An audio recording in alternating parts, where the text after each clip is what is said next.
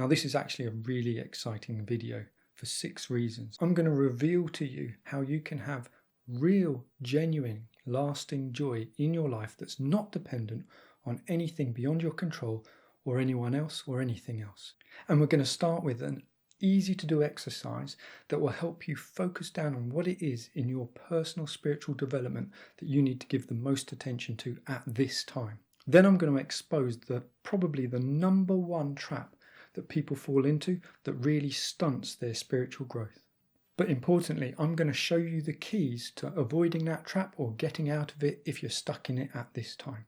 Now, because it's really important to be able to apply these things in your life, I'm going to go through 3 different scenarios and real-world examples of how what I'm going to teach you can be applied to help you achieve your spiritual goal. And finally, and this is why you should watch till the end, I'm going to show you how you can actually gauge whether or not you are developing spiritually. This is Mark from the Way Back Meditation, and I'm a spiritual teacher with over 20 years of experience guiding people just like you. Back in 2019, I published this book, which is The Way Back, the 6 Virtues. Now, this is available on Amazon and it's priced not for profit, which means that you can get it for less than a cup of a coffee. But if that's too much or you just want a free copy, then head on to the website where you can get it as a downloadable PDF absolutely for free. The reason why I'm bringing this up is what I'm going to share with you centers around the 6 virtues. Now, you don't need to have read this book or seen any of the other videos to benefit. Let me start by explaining what the 6 virtues are. We're going to head over to my whiteboard and I'll list them out for you. So we've got humility, gratitude, respect, non-judgment, compassion, and unconditional love. Great, I think we all can agree that these are really useful qualities to have as a person, whether you're spiritual or not, just in everyday life. Now, if you've already read the book or you've seen some of my other videos or listened to my podcasts, then you'll already know that these 6 virtues can be applied in 3 different stances. These stances are 1, to self, 2, to others, and 3, to God. That's all pretty good, but what's the purpose of this? How does this help you in your life? Well, firstly, it helps you to develop your level of spirituality, making you more spiritual.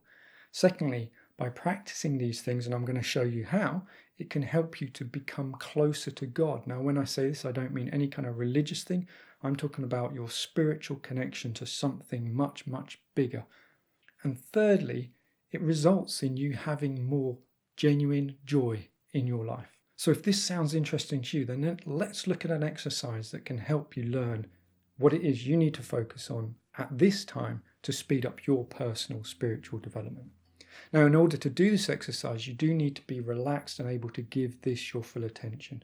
So if you're driving a car or babysitting or something that needs your attention, now's not the right time. So hit pause, come back to it. But if we're ready to go, then it's really, really simple. Now, you can close your eyes if you want, but I don't want you going off into meditation or doing anything. I want you to give what you're going to hear your full attention. So I'm going to read out some statements and I want you to simply notice one thing.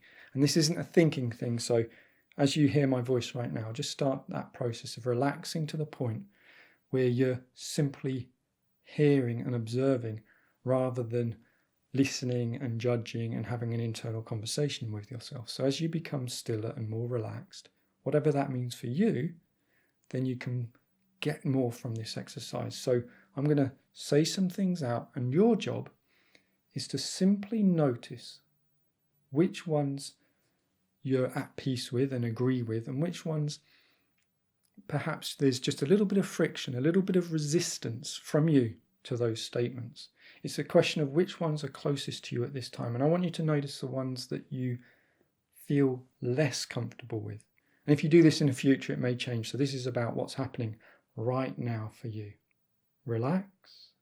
If you want, close your eyes and just notice the feedback you give yourself.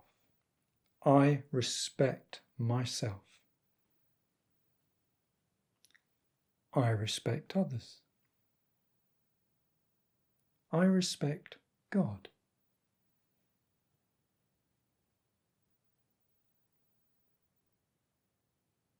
I unconditionally love myself. I unconditionally love others. I unconditionally love God. And notice what you notice. If you want to, just rewind right now, go back to the start of this exercise and do it again. Most people will find that they're quite strong in the stances in terms of maybe they can find it easy to respect others or to respect themselves, but maybe struggle with the idea or the concept of respecting God. For some people, they find it really easy to respect God, to respect others, but they really struggle to respect themselves. What I'm interested in right now is, what did you find? Now, this is your personal thing, so there's no need to leave a comment or anything like that, but it's feedback for you, from you. And my job here is just to be on the outside and give you that mirror, if you like, so you can show yourself what it is. So whichever one of the stances that you struggled with, whether it was towards God, towards others, or towards yourself, that's a clue as to where you need to focus, where your weakness is at this time. It's only a weakness in the sense that it's an opportunity to grow. The flip side, or the other half of this, is which of the virtues do you struggle with? So we just did respect and unconditional love. You can run through this on your own now, and you can go through each of the virtues against these three stances and find the one or the ones where you feel, you know what, if I'm still, if I'm coming from a place of neutrality and non-judgment, I recognize in myself that perhaps I need to work on gratitude or humility. And whichever one you recognize as your weakness, that's the one to focus on. By focusing on it, you speed up your personal development. Fantastic. So what's the goal of all of this? Well, right at the start, we said the goal is for you to have more genuine, real joy in your life that's not dependent on other people or other things or events and is under your control. So when we talk about joy, one of the mistakes people make is they think of it in terms of enjoyment. And this can be broken down to enjoyment, or the idea of finding joy within. But the problem with enjoyment, and this is the trap that people fall into, is if I say to you, I want you to have more joy in your life, most people would agree that would be a good thing. So they seek it in seeking enjoyment, which is seeking emotional gratification, feeling good. And so that's kind of a very surface level form of joy. It's transient. It's not founded in deep roots within. And the problem with seeking enjoyment is, for example, if you enjoy singing or you enjoy doing art or filming videos, if you enjoy it but it's self-gratifying, in other words, it's making you feel good, then you tend to go into pride. We all do. This is just part of the balance of being a human. So if you go into pride, then it becomes much more about self. So pride is all about looping back to self. You feel proud about you, about what you've done, what you've achieved, etc. And it becomes very inner focused to self, not inner focused in a good way. And so pride is a stepping stone from enjoyment to pride to ego. Now, ego is one of those words that people freak out about a little bit, or it's almost like a dirty word. All we need to understand really about ego is that it's all about self in a way that cuts you off from who you really are, cuts you off from other people, and ultimately cuts you off from God. Because every choice or everything that you do in life is fundamentally moving you in one of two directions, more towards God, which is becoming much more holistic, or more towards ego, which is kind of going into self in a bad way. So when we look at the three stances, towards self, towards others, and towards God, towards self isn't meant as a negative, selfish thing. It's meant in a balanced way. In other words, as much towards self as it is towards others and towards God. It's an opening, not a closing. Ego is very much a closing thing.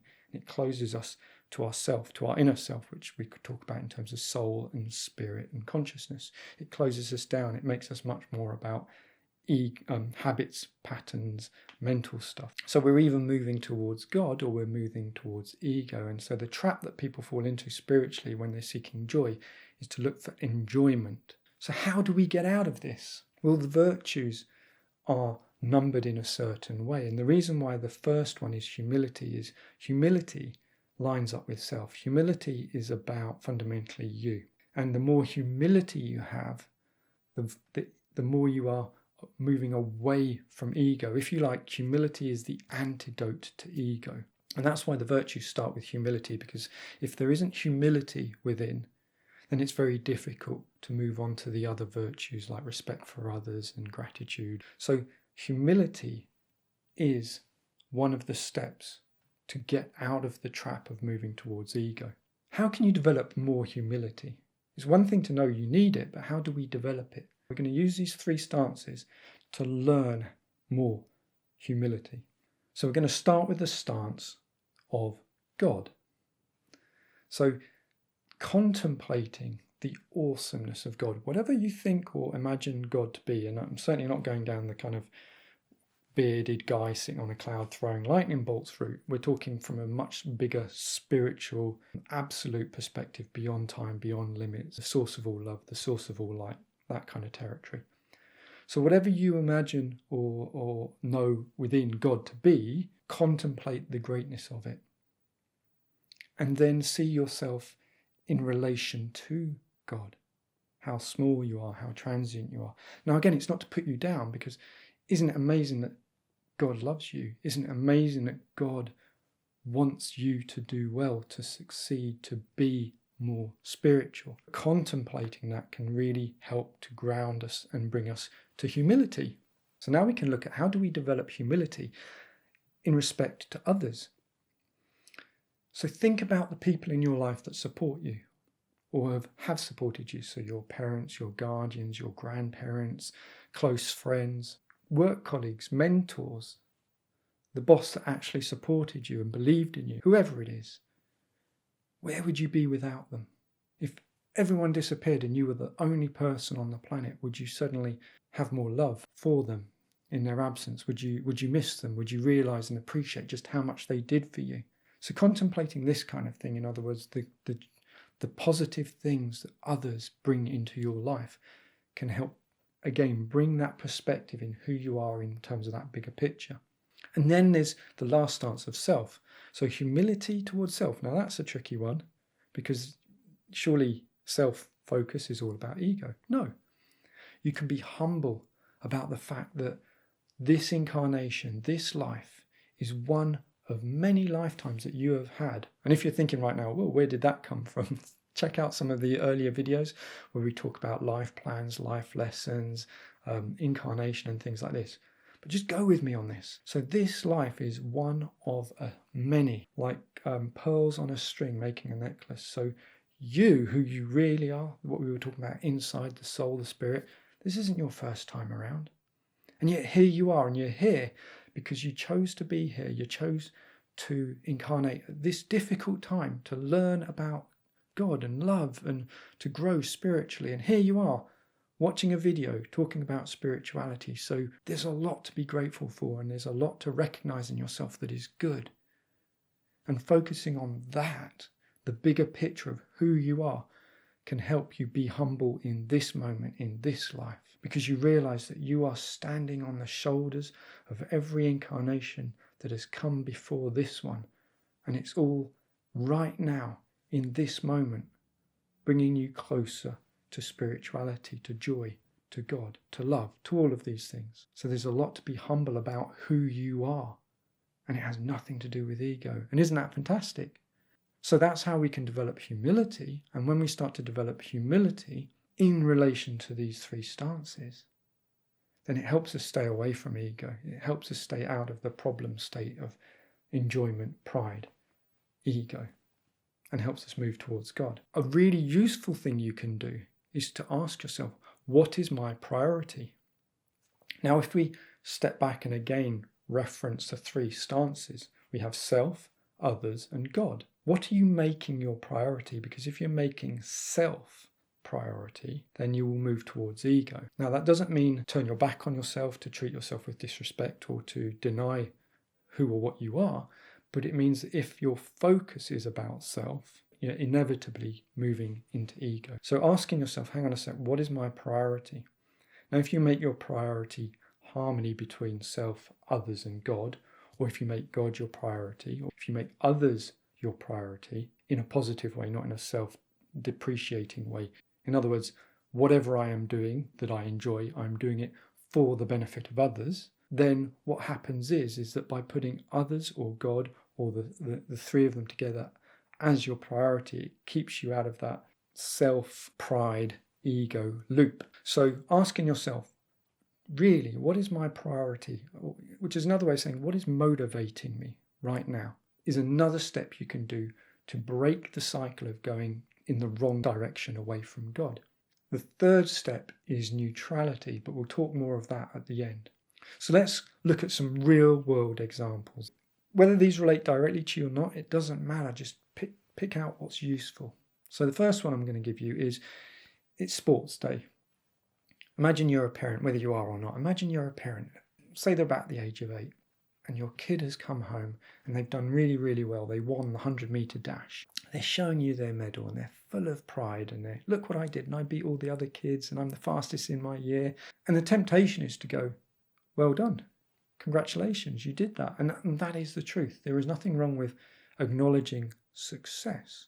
But now let's look at it, pick and choose a few of the virtues and a few of the stances. So if you were there and you saw your boy or your girl and they won the race, how were they to the person that came second place? Did they give them a big hug, shake their hand, pat them on the back, say, oh, that was so close? Did they celebrate the joy of running alongside someone, of being involved with other people?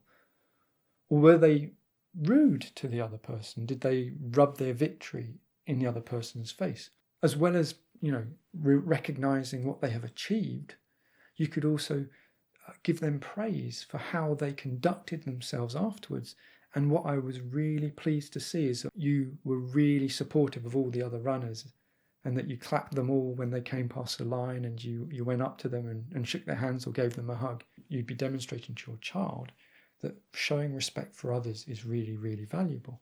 And isn't it great that you are alive and in this body that fundamentally, where has it come from? It comes from God. I mean, the bigger picture. And that you've been blessed with this body that allowed you to run faster than the other kids. So again, it's gratitude to something bigger. That's spirituality. And how do you think the kids that came 4th and 5th felt? Was there an opportunity to make them feel good? To say, hey, you almost had me. I had to try really hard to beat you. So there's an opportunity to teach about compassion for the other people. So in any event, in any situation, there's all of these different ways of looking at it, towards others, towards self, towards God, respect, gratitude, humility. So we'll dive straight into a second example. So you're at work and the boss has just told you you've got a promotion. You're going to go up a band, you're going to get more pay, work's going to change, it's going to be more rewarding. Fantastic.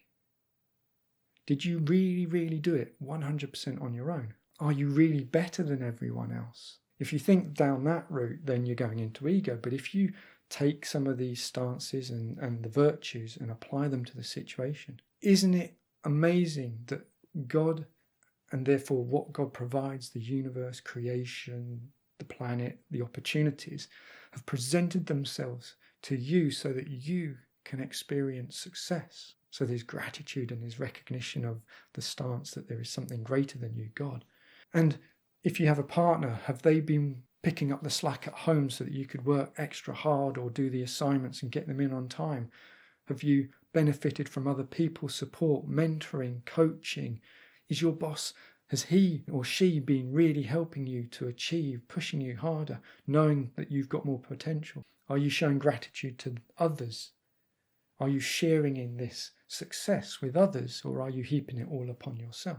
And even though you've done well and you've got this promotion, are you going to use it as an opportunity to show compassion towards others, to help others come up and achieve success, if that's what they want?